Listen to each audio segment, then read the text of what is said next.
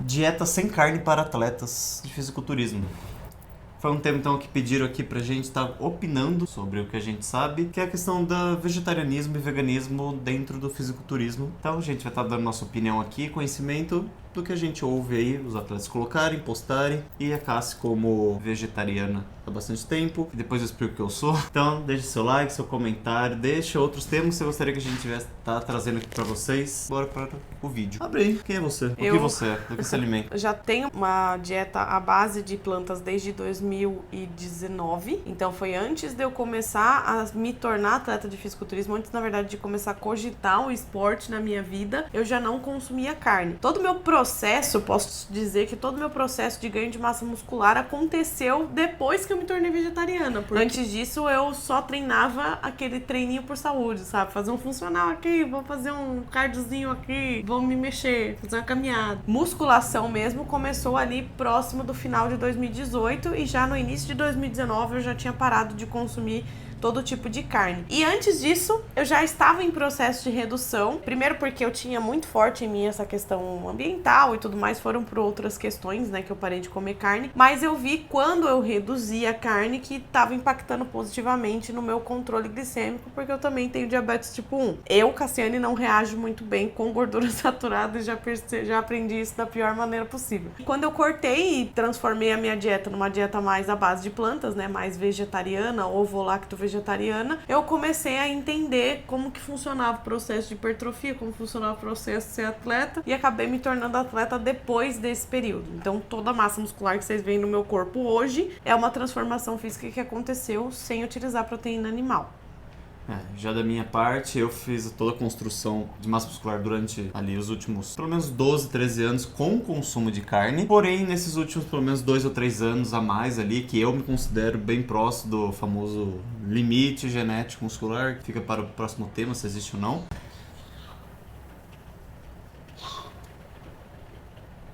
Pássaro engasgado.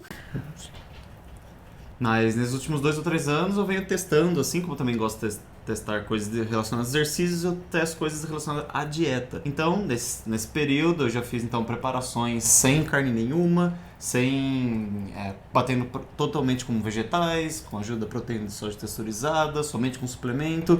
Então, acho que dá pra tirar uma certa conclusão, pelo menos a respeito de manutenção muscular. Eu acho que, não sei, em relação à construção, a Cassi é o melhor exemplo, mas em relação à manutenção, eu posso estar opinando também. Basicamente, uma das coisas mais importantes quando a gente fala de proteínas vegetais é que a gente pode entender, realmente, existe proteína. Proteína não é que a carne é proteína, ela contém proteínas. Leguminosas contêm proteínas.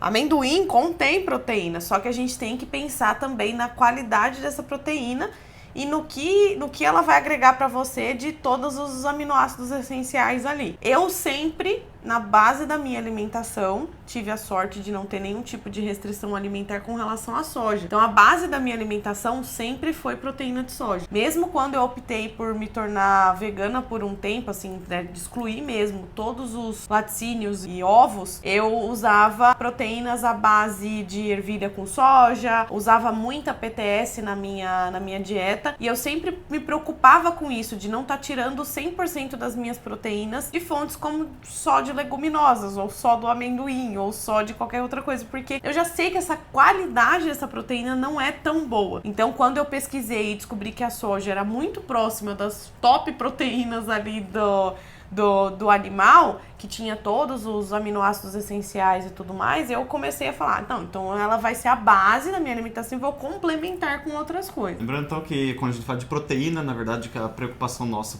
principal deveria ser com aminoácidos. Então, quando o pessoal fala sobre qualidade de proteína ali, eles querem dizer sobre, essa proteína é composta por quais e em que proporção de aminoácidos. É aí que eles começam a fazer a diferença entre proteína animal e vegetal. E ali dentro das vegetais, o pessoal fala que são ruins.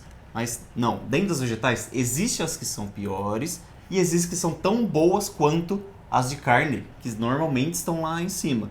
Então, aí provavelmente você vai ter que falar com o seu profissional, com o seu nutricionista e esperar que ele monte algo pensado nisso. Então ele vai ter que fazer todo um aminograma ali, pelo menos saber todo o aminograma do alimento, qual o valor biológico, ou seja, com a capacidade do seu corpo de estar absorvendo as proteínas, X alimento, para você como atleta tá aproveitando todo o potencial anabólico das proteínas que você ingere. E além de tudo, tem um outro negócio assim que a galera sempre questiona, mas como é que você faz pra zerar carbo em dieta vegetariana? Realmente, é um pouquinho mais difícil se você não for apenas usar o suplemento, né? Tipo, o suplemento alimentar ali que é totalmente isolada a proteína. Mas, pensando logicamente aqui, a pessoa já tá fazendo a porcaria da PrEP lá de 6 anos de preparação, que todo natural gosta de fazer, que é a preparação longa pra caramba. Você ainda precisar no final apertar, zerar carboidrato, é porque você tá fazendo uma preparação muito errada. Gente, você fazer preparação longa é o melhor pra você ficar realmente pronto antes do campeonato. Você não tem que apertar mais ainda quando chega lá na frente. Se você tiver que apertar mais ainda, é porque você fez cagada. E vamos ser sinceros, hoje em dia ainda pra veganos e vegetarianos, em termos de suplementação, eles têm um absurdo de opção. Completo Então, você já comentou, proteína isolada de ervilha, de arroz e de soja, e para os vegetarianos tem albumina. Então, e a preço acessível. Isso que é importante falar. O pessoal ainda vê a suplementação como um preço inacessível, alguma coisa que você tem que teoricamente gastar pouco. Só que, sinceramente, quando você coloca ali na planilha, no lápis, o preço da proteína que você paga pela suplementação vegetariana e vegana é extremamente barato. Na verdade, principalmente a de soja, a proteína isolada de soja, a suplementação, ela é absurdamente mais barata, exatamente porque, na verdade, ela até vem mais proteína por porção, até comparado com as... Então, whey e albumina ali. Então, fica atento a isso, tá, gente? Então, se vocês vão buscar proteína de forma vegetal na sua dieta vegetariana e vegana, existem opções que saem mais barato. Às vezes, talvez você goste até mais, porque você pode fazer várias receitas. Eles tendem a absorver mais água do que os pó, normalmente. Então, se você fazer alguns cremes, alguma coisa para estar agregando em outras refeições, e, sinceramente, ali, desde que você saiba escolher certo, fica gostoso. E assim, eu vou ignorar completamente o meu lado do porquê que eu sou vegetariana. Eu vou falar, gente, você falar que dieta vegetariana é cara é porque você só tá olhando o futuro burger da vida, você só tá olhando o industrializado vegano, essas coisas que a dieta de um atleta não é pra ter. Então assim, não fica mais caro. Até porque tem muito atleta que come carne que usa proteína de soja pra bater proteína, porque é muito caro você ficar vivendo de frango e carne vermelha. Então os caras vai e bota proteína de soja ali no meio também pra poder ajudar a bater a proteína pra sair mais barato. Então a proteína de soja é mão na roda, gente. A texturizada mesmo. Porque mesmo que você tá fazendo, por exemplo, a dieta ali, não quero usar suplemento, porque suplemento tem os adoçantes, tem as coisas, eu quero ir mais natural possível. Vai na proteína texturizada de soja, compra clara, sem corante, pronto. Você não vai ter problema nenhum pra sua saúde por causa dos corantes. Não vai ter problema com os aromatizantes também, porque tem proteína que vem aromatizada. Você vai conseguir fazer sua dieta. Eu fiz uma PrEP inteira comendo proteína de soja, gente. É bom e até melhor pra quem gosta de comer pra caralho, que nem eu. Seu prato fica gigantesco. 100 gramas de proteína de soja crua. E tem esse detalhe. Se preocupem com uma coisa. Quando vocês usarem a proteína texturizada de soja, se preocupem que a tabela não é com ela cozida. É com ela seca. Então, você vai hidratar depois. E você vai hidratar depois de pesar. Porque tem muita gente que fala, não, eu como 50 gramas de proteína de soja. E é seca? Não, cozida. Você não tá comendo nem 10 gramas crua. Lembrando que normalmente, então, se você fizer ali 50 gramas cru, ela tende a entre triplicar e quadruplicar o peso. Do jeito que a gente faz, quadruplica. Então 50 acaba virando 200. Mas claro, vê o jeito que você vai se preparar. Não sei se você vai cozinhar ela no final ou passar ali na panela. Às vezes dá uma secada, aí fica diferente.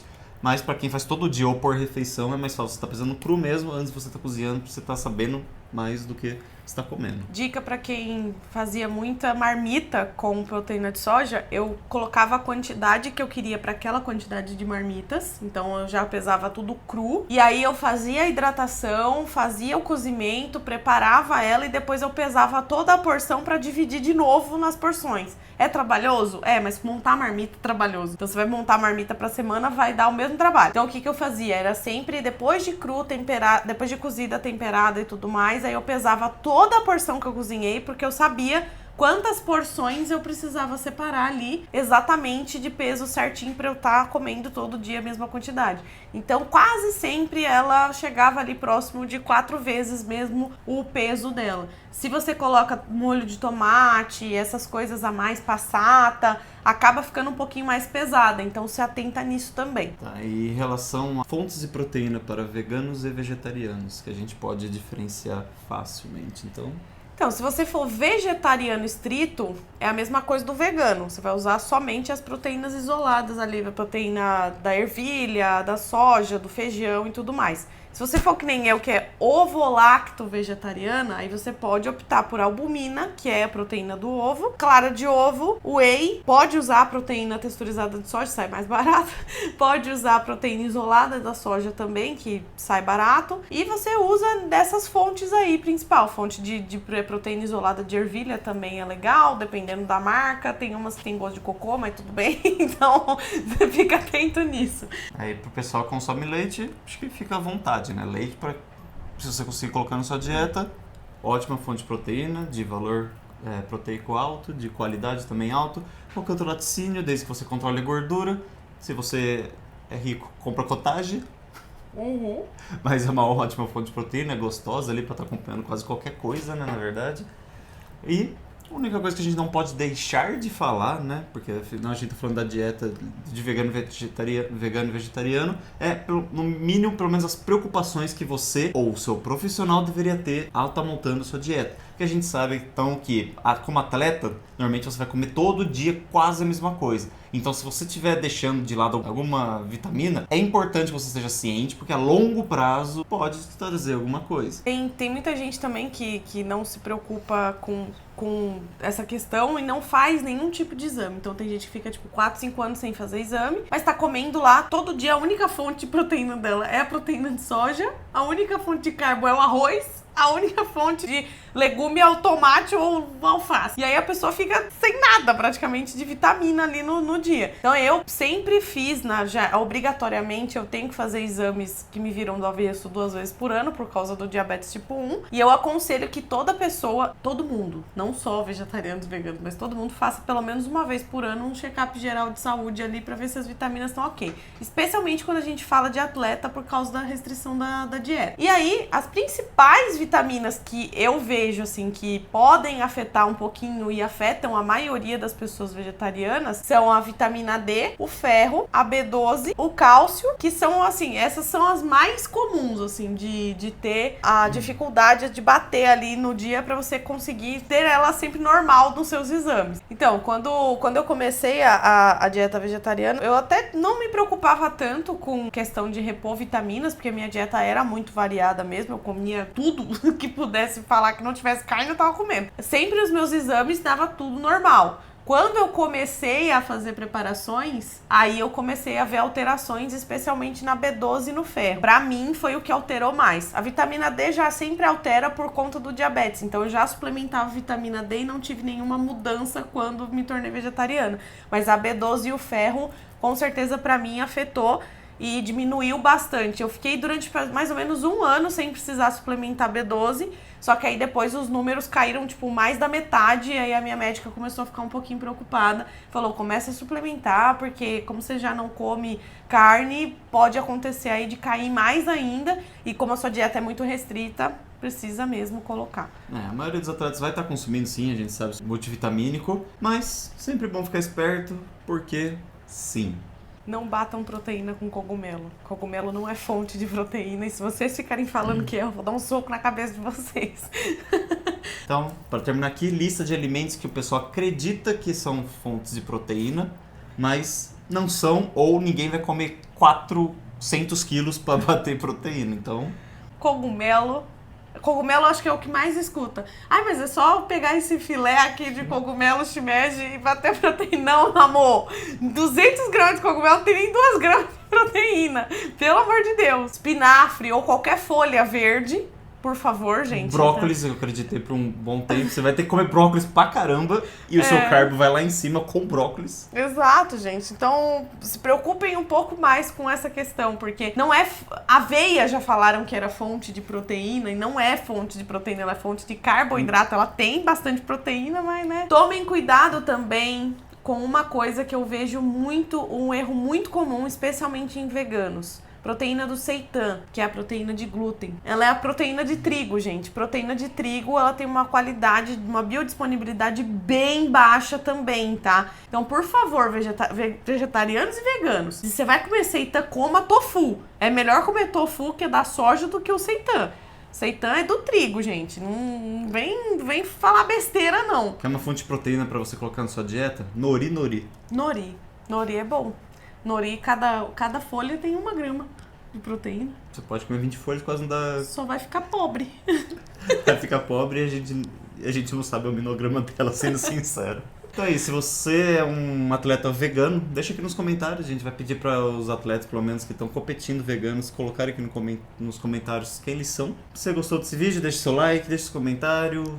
Fala outro tema que você gostaria que a gente estivesse trazendo aqui pra vocês. Compartilha com seus amigos veganos, vegetarianos e não vegetarianos. Ovolactos vegetarianos. E toda essa turminha aí. E até o próximo vídeo. O time sem carninha. Vem pro time sem carninha. Tchau. Tchau.